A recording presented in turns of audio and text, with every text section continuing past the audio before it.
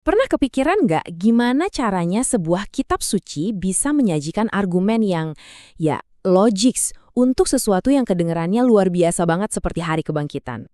Nah, kali ini kita nggak akan sekedar ngomongin soal iman ya. Kita akan coba bedah argumennya, logika di baliknya, berdasarkan sebuah tesis akademis yang menurut saya menarik banget. Yuk kita mulai. Ini pertanyaan yang jujur aja kena banget. Coba deh kita pikirin bareng-bareng. Notifikasi nggak berhenti, deadline ngejar terus, target yang harus dicapai. Hidup kita kan sekarang sibuk banget ya. Nah, tesis yang jadi acuan kita hari ini berargumen kalau semua kesibukan modern ini pelan-pelan bikin kita lupa sama sesuatu yang lebih besar. Sesuatu tentang pertanggungjawaban di akhirat. Dan ini dia nih, konsekuensi nyatanya menurut tesis ini. Jadi waktu keyakinan soal pengadilan akhir itu mulai luntur, dampaknya tuh bukan cuma ke spiritualitas pribadi kita aja loh. Korupsi, ketidakadilan, semua itu katanya adalah gejala dari kekosongan yang sama. Hilangnya rasa kalau setiap perbuatan kita itu ada pertanggungjawabannya. Jadi ini bukan lagi cuma soal nanti di akhirat, tapi soal dunia kita sekarang. Oke, jadi penting banget nih buat dicatat ya. Pembahasan kita ini bukan ceramah.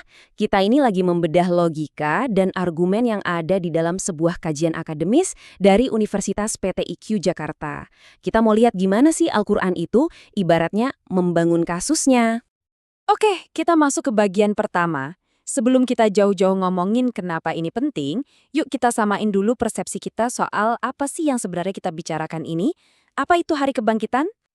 Nah, ini dia definisinya, Yaumul Ba'ts.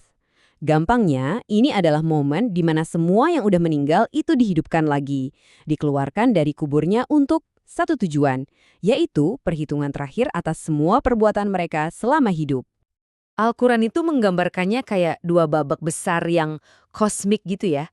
Babak pertama, tiupan sangkakala pertama, dan hancur semua, alam semesta dan isinya, hening total.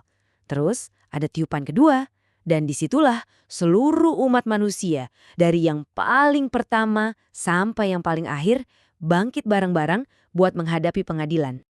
Nah, sekarang kita sampai di jantung argumennya nih. Gimana caranya Al-Quran membuktikan sesuatu yang kalau dipikir-pikir kayaknya mustahil secara logika?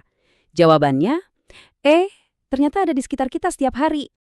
Nah, ini dia kan pertanyaan besarnya. Betul nggak?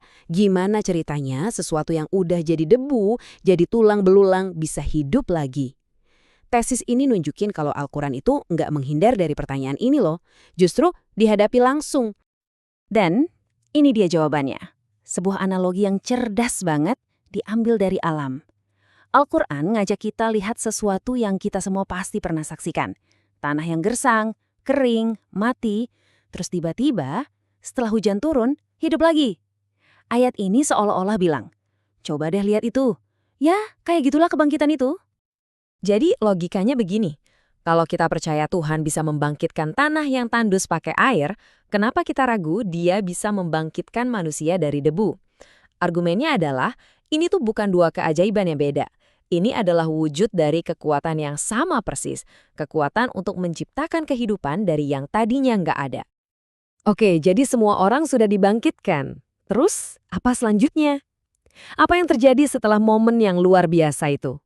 Yuk, kita lihat fase berikutnya. Momen kebangkitan ini ternyata bukan sekedar reuni akbar ya, tujuan utamanya adalah pertanggungjawaban.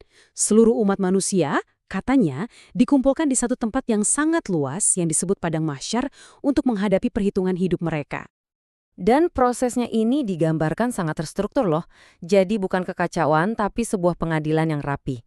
Dimulai dari pengumpulan semua orang, lanjut ke perhitungan detail setiap perbuatan, dan diakhiri dengan pembalasan yang setimpal. Ayat ini benar-benar menangkap inti dari keadilan ilahi. Coba bayangin, perbuatan baik sekecil partikel debu pun bakal kelihatan balasannya. Begitu juga perbuatan jahat sekecil apapun bakal kelihatan juga. Semuanya tercatat, semuanya diperlihatkan. Nggak ada yang bakal kelewat. Nah, ini tingkat presisi pertanggungjawaban yang dimaksud. Oke, setelah kita ngomongin soal sangkakala, pengadilan, dan semuanya itu, terus apa artinya buat kita sekarang? Kenapa ini semua penting? Nah, sekarang kita coba tarik semua ini kembali ke makna hidup kita sehari-hari.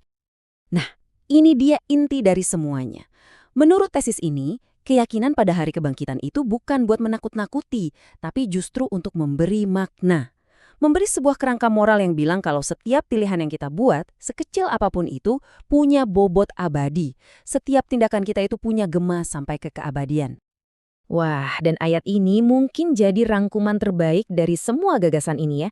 Hidup dan mati itu diciptakan bukan tanpa tujuan, tapi sebagai ujian. Untuk apa? Untuk melihat siapa di antara kita yang perbuatannya paling baik. Ayat ini langsung mengikat setiap detik hidup kita di dunia ini dengan hasilnya di akhirat nanti. Jadi, kita tutup pembahasan kita kali ini dengan sebuah pertanyaan refleksi. Ini bukan pertanyaan teologis yang rumit kok, tapi lebih ke tindakan. Kalau kita benar-benar hidup dengan kesadaran bahwa setiap tindakan kita, setiap kata yang kita ucapkan, itu punya konsekuensi final, kira-kira apa ya satu hal yang akan Anda lakukan secara berbeda dimulai dari hari ini?